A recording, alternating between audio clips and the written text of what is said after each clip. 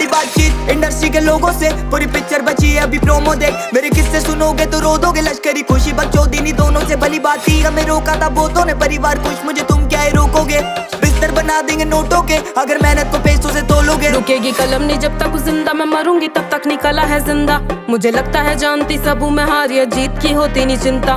मैं सुनती हूँ लोगों को ज्यादा नहीं परा, मैं जानती सबके हूँ दिल का।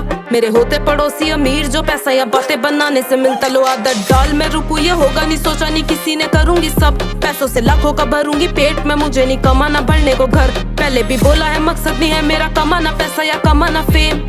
फर्क है मुझे बदलनी है दुनिया और तुम्हें बदल